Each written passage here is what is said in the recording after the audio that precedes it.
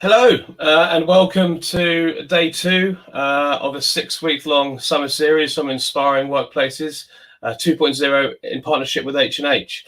It's good to be back again today. Tomorrow, Ruth will be hosting her first session of the series. And following yesterday's session on trust and building trust within workplaces, which is very close to our hearts, we've got a very, very important subject that we're discussing today around well-being.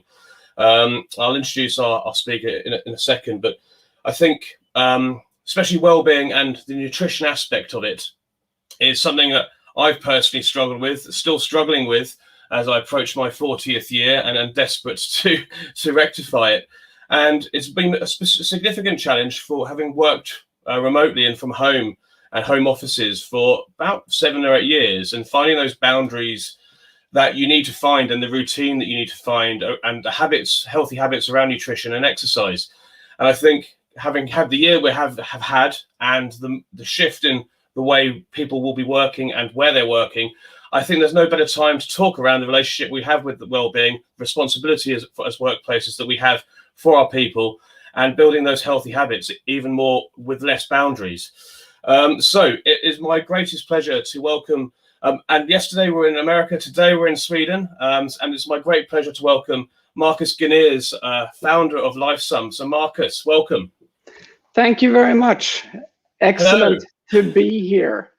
And another man in lockdown, or just coming out of it as well. So yeah, I think we're like planning the coming out of lockdown, and I'm so sick of sort of lockdown, and I think the topic of inspiring workplaces now, sort of we're in the process of sort of dreaming up what new looks like, where we've come from a year where we've had to more handle things that have landed on us. So this is fun. Absolutely. And I'm personally really interested in hearing what you've got to say. So without further ado, I'm going to exit stage left and hand it over to you. So thank you very much, Marcus. Thank you. Thank you. I thought I prepared a little presentation just to be able to sort of keep some rails on what I'm going to talk about, so I don't mumble away. But I thought I'd talk a bit about sort of how we think about creating a company and sort of what we're trying to do and how that relates to the world, because I think we are trying to sort of help improve how people eat and sort of the nutrition in people's lives. And I think during lockdown now, we've all seen how sort of we've lost our boundaries and the frameworks for our lives, where nutrition and food usually play a very central part. And I think this is something that will become much more interesting when we go to sort of what is work life post-COVID also. And I think try to sort of see where does the enterprise have the responsibility, how do we relate as individuals also to how we can become more productive, or also how we can become more happy, because I think life is intertwined with where we work. And my company, LifeSum, we've been around since 2013, and we are at 50 million registered users right now, and we're very big within sort of millennials and Generation Z users, where we create software that enables personalized experience around how we eat. And we have one office in Stockholm, and then to complicate it a lot from a time zone perspective, we also have one office in LA, and that creates a lot of sort of challenges that we managed to figure out on how to sort of work remotely. And I think the learnings we had from the dual offices have been really good when we all went home, and all 80 employees started working from home starting March last year. And our core business is consumer subscription, meaning we create an app that users pay for on a monthly basis, meaning we need to create a digital experience where we earn the trust, and we earn the use, and we earn the money from our users in a very competitive space. And we started out in Sweden with the ambition to become something that is relevant within sort of the Premier League of our industry, which we consider to be Silicon Valley. And we're one of a few editor's choice apps within Apple. We have 4.5 ratings on Android and iOS, and run the app in 11 languages, and growing fast and getting better as we speak. We started out in 2013 with what I said, like we were in a basement, and I had prior to that worked at a company called Stardoll, which was this hip gaming company, and learning how to do digital consumer business at scale. Then I got sick and spent a lot of time in hospitals, moved to Los Angeles at the same time as holistic health started happening, and the iPhone started happening, and seeing that this type of technology is something that would be very interesting to engage more in, because I felt a lot like healthcare failed me, and also the instructions I had gotten for life through upbringing weren't necessarily correct because it didn't suit me. And we tried to sort of build the business very, very disciplined since start, getting users and also getting revenue. We've been highlighted at Apple keynotes 4 times, raised money from great investors, and step by step going from being something in a basement with a big dream to being something of significance and a platform for taking much bigger steps forward. And I think what we are trying to do at its core is that health is a little bit different for everyone. Food is very central for everyone, where we have 70% of the US population has a BMI over 25, and you have lifestyle and nutrition plays a central role in chronic diseases like diabetes and hypertension. And historically, we've been doing general instructions for everyone. Instructions like, it's really good if you build long-term sustainable habits. Problem is that it's really hard to do that, and people are failing. And with a digital product, you not only can help create the product that adapts to the user, but you can also try to inspire the user and not create a health product that reminds you about how much you are failing at life. And our idea is like improve lives through better eating. And we say better eating because nutrition is chemistry, but eating is a central part of life. It's like how we interact with each other, how we interact with our family, with our colleagues, and it's part of culture. And it's like we try to create software that help users sort of choose more wisely and for what suits for them. And let's see, and we think there is a big market for sort of personalized nutrition through software. And we've done it on the consumer side, where we gathered 50 million users, and that means so constantly improving and adapting. And then we realized that on the business to business side and on the enterprise side, that people are not employees or their companies. They are people, and they expect their digital products that they use through work or for work to have like Instagram level consumer grade product experience. And therefore we're starting to sort of see how can we help or corporations make their workforces much more healthy through personalized nutrition software, because no one can give all their employees access to a full-time nutritionist, and a poster saying just eat better and have good habits doesn't really help. And I think looking at our product that we have that's constantly improving, it's gone from 2013 until now, and taking steps forward. And we are the digital nutrition partner of choice with partners like Nike, for example, and we were the launch partner of Amazon Halo when that was released a year ago. And I think with food and health being core to our mission, I think this is something that should be much more core to other companies also. And I think this is Signe. She's a registered dietitian, and Julia, that's our chef. And as part of the B2B experience, we try to take what we already do internally. And it's something that's been really fun doing during the year of COVID, where it's been hard to sort of connect within our team. So we've been doing cook-alongs, and where Signe and Julia gather the team, and everyone cooks at their place, and then everyone shares what their meal turned out with. And this has been a very good sort of experience for connecting within the company. And let's see.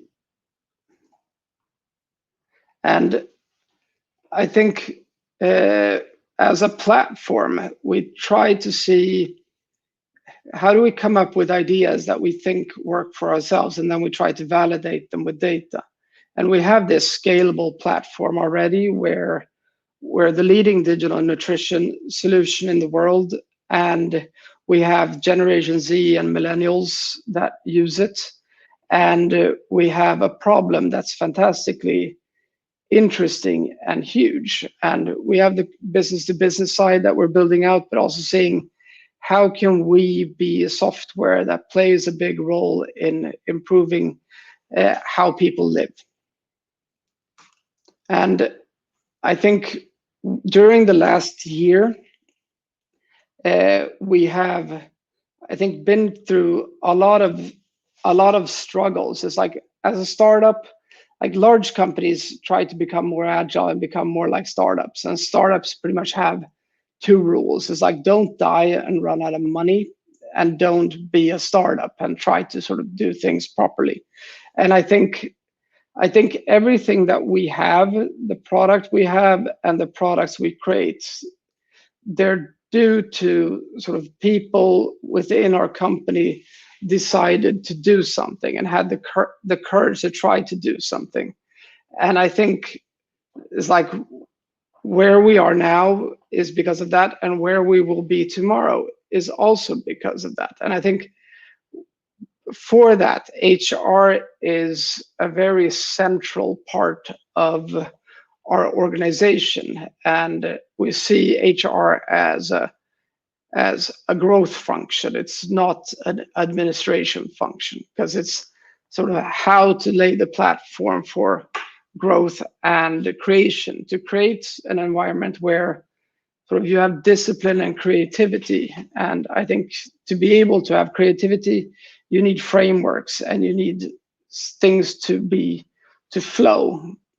And I think if HR works well, and how we sort of take care of our team, create engagement, then you don't really notice that they exist. But considering like me being the founder and not being that great at certain things, I know I would not survive without sort of the efforts that are done by our HR team. Because in order for us to sort of be able to sort of get people to sort of create and challenge, we need a sense of love, safety, and belonging.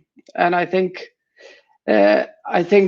during COVID, it's been difficult to create sort of the connection where sort of you connect with the users, but you also connect within the team. So you sort of feel safe and you feel like you belong to some bigger cause and the vision. And I think when we've had to sort of figure out, how do we hire new people? How do we onboard people without them not getting to meet their new colleagues? And without the physical connection, it's really hard to set people in an atmosphere where they feel trust to be able to sort of to have ideas that may be big and also challenge each other. And I think being a Swedish company is always been very important for us to sort of be authentic and sort of be inclusive and sort of have the core of the brand. It starts with how we are inside and how we are together with each other. And I think important part there is sort of that have a setup where you can have, I think, harmony between work and life. I don't like the word work-life balance because it somehow implies that you need to have something that you're really interested in outside of work, and it's a bit shameful to be interested in what you're actually doing. And I think we want to sort of have a setup where sort of what we're trying to create for our users, we try to create for our own team, and be able to sort of see how do we get life to fit in. And I think with COVID, before we had this idea of that the magic happens in collaboration between people within the office or between the offices. But with COVID, where the office was taken out of play, we had to really figure out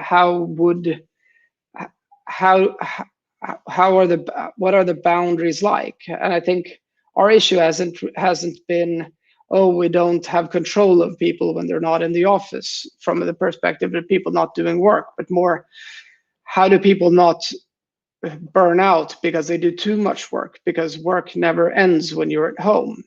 There's always emails coming in, and you don't have the sort of the cut-offs of going to or from work. And I think here, when we go back to the office, I think it's going to be a lot of emphasis on not seeing the office as a bunch of workstations or desks, but more see it as a space for meeting and collaborating, and also emphasizing that the manager's job is not to control people, but make sure we connect and we work together with each other for something. And that means connecting with people emotionally. And I think this is something that we've seen as being very difficult during COVID. And I think it's going to be very important for how we run things going forward. And I think this was a bit the summary of what I was going to talk a bit more, and look forward to the discussion that will come now, I guess. Thank you. Thanks very much, Marcus. I'd like to get into a bit more about what you alluded to earlier on, obviously around well-being and nutrition. That it's long-lasting habits are hard to develop. Therefore, you've created a product that will help people in developing better habits. Do you have any tips on how to create those long-lasting habits for people that will be struggling with their nutrition side of well-being, other than your own great product, of course? I was just wondering if there's ways you can help us. I think it's like we take design very seriously when we create the product because we want to destigmatize it. And I think you have like guilt and shame is central in our lives, and it's like shame of not dealing with life perfectly and guilt over bad choices we do. And I think a digital product like ours, it helps people sort of stay accountable to themselves and also inspire. But I think the key is that sort of try to do things better and better. Don't try to compare to perfect. That's only setting yourself up for failure. And I think take the little steps and then don't go extreme. I think it's often that that people go like, I'm going to change everything in my life now and everything's going to be great, but that doesn't work. It's like be forgiving to yourself. That rings true personally. I always try and do the Michael Jordan quote of, I don't try and score 32 points. I try and score 8 points per quarter. So I'm trying to lose a little bit of weight, a certain amount of time, and focus on building better habits and having better nutrition every single day. But it is easier said than done. I actually pulled a line from at the beginning of your session that I think should be a really good motto for most people in life. To inspire the user, inspire the person, rather than remind them of how they're failing. So that's a very, very powerful sentiment, and wonder where you got that from, because that's what we should be doing in both personal and professional lives. Our focus should be on inspiring people we work with, who we live with every day, rather than reminding them of what they're doing wrong.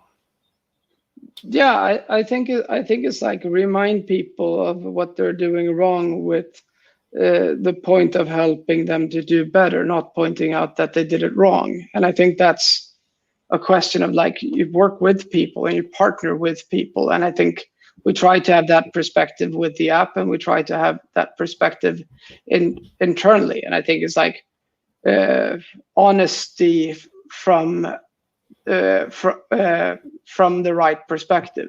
And I think I think just as the app aspires to have teamwork together with the user, I think that's the same thing as like when we work with each other. As a manager, it's your job to make sure that someone that works for you succeed. You're responsible for their career. That's you're not only responsible for their production, but you're responsible for the employee's career, and that they make good choices, do a good job, and that their life evolves in a good way, because the world is kind of a battle for talent, and you need to sort of be seen as and be a credible step in people's career in order to attract great talent. And I think there, as a workplace, like have a modern perspective where you sort of have the right view of trying to make your employees more productive. And I think there comes health, and it's both how people eat, but also how people feel and the emotional state that they're in, so they can have confidence and courage and build something that has meaning. Building confidence and courage in people is something that we strongly support. I suppose, lastly, before we let you go, there's been obviously the march of technology in the workplace, and I suppose some people fear AI and technology starting to replace jobs. But over the past 2 days, the first 2 days of the summer series, we've seen technology coming about with measures feelings and the psychological safety, which blew my mind yesterday. And then to think that where we come from, where poster of eat better, bowl of fruit, you can't hire a full-time nutritionist. I suppose creating the kind of technology that you're doing at that consumer grade level will give people within organizations the autonomy to help themselves, and also allow the organization to help the people that are working for them, but giving them that freedom to do it almost on their own. It's quite an exciting time, I think. Yeah, I think yes, AI might take away some jobs, but AI will also create jobs and create better atmospheres, take away some boring things that we do in our lives, and maybe we discover we had talents that we didn't know that we had. And I think what we want to do is like empower users to take responsibility of their health. And I think as employers, you want to empower your people to sort of make good choices, because that will benefit the company. And it's like software is tools to enable people. It's not science fiction. That is something that comes in and takes over. We're not there yet. Okay, well, that's a good thing. So Marcus, anything else to add? I'm just very grateful for your talk, and people can obviously find Marcus on LinkedIn to find out more. But anything else to add?